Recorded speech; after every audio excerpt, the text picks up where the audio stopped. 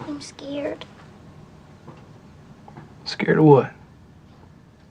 I hear guns outside.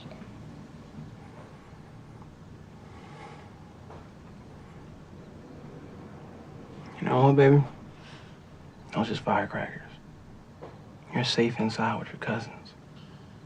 What about you, Daddy? Me? Maybe I'm gonna be fine. I'll tell you what, though. When we wake up in the morning, we're gonna play Candyland. And then guess what we're gonna do after that? Go to the park? Better. Toys R Us? Way better than that. Why? I don't know, maybe Chuck E. Cheese? Really? I promise. Daddy's gonna give you heck of tokens and we're gonna play all the games, okay?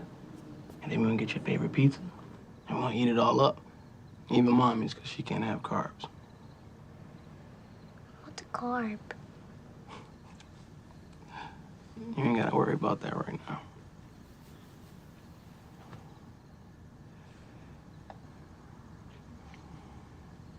I love you. I love you too, Daddy.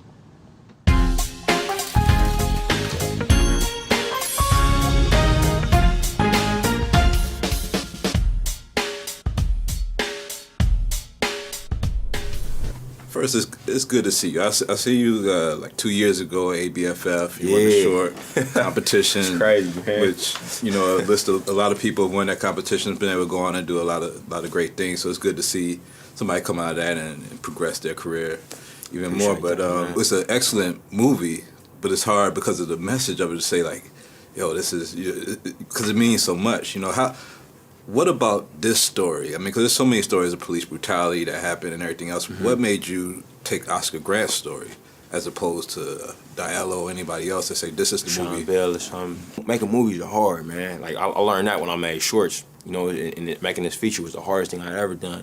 And one thing I kind of told myself, you know, early on, when I first realized I wanted to make movies, is that I want to make movies about things that, you know, I care about deeply, that affect me deeply on a personal level, you know, and I love God, I love my family, you know what I mean, and my loved ones, and I love where I'm from. You know, I love the Bay Area so much.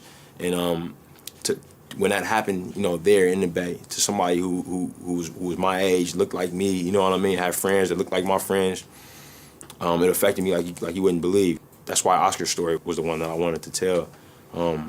I think that most filmmakers do that, you know, you know, you see a lot of filmmakers make stories about things that are passionate to them, make stories about places that they're from, you know. I mean, how many times you had to? I mean, I'm not even from the Bay, but I've been through Fruitvale Station and on the BART several times. I mean, how often was that your path to just go to the city and come back on the BART station or what have you? Man, you know, everybody does it, you know, and I try to explain to people about, like, you know, how New York has Times Square for New Year's Eve. You know, for us, it's you know, it's the Ferry Building in Frisco. You know what I mean? Everybody goes on Embarcadero and watches the fireworks shoot off, and we walk around and have a good time. You know, it's what we do. Right. And you see, when you go, you see a million people that you know. You know, you see people that you haven't seen in a while since last time. Right. So yeah, and going through Fruitvale, you know, my fiance is from that neighborhood. You know, I used to live in East Oakland.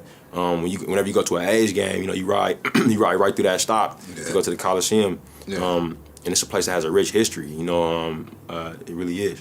One thing I really liked about the movie is that when I heard about how people reacting and the emotions, I was like, okay, well, you probably put Oscar Grant as this real, you know, angel and made everybody feel sorry for him, but you really made him a flawed character. Right. How were you scared that you weren't going to take the audience or the audience wasn't going to connect to him emotionally when the tragedy happened because of his flaws? No.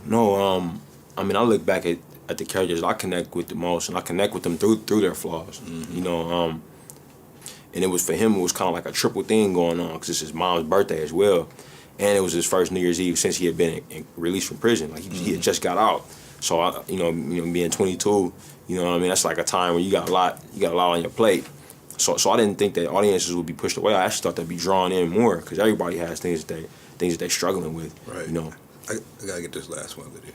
And last question, because I know everybody's gonna hit you with this. It's in the news and everything, but my audience has really been pushing me for this question: is how do you feel like this movie in light of what's going on with this movie, do you look at the Trayvon Martin and George Zimmerman case? Right. Do you expect similar results or lenient sentences or acquittals for the accused in that case? When I look at the tragedies, when people's lives are lost, for me, that's something that can't be gotten back. You know, you can't bring them back with a sentence. You know what I mean? You can't bring them back with a settlement. I think our focus has to be on stopping this stuff from happening. You know what I mean? Like Trayvon should still be here. Right. Oscar should still be here. The thousands of African American and Latino males that's losing their lives on the streets, be it from black on black crime, brown on black crime, brown on brown crime.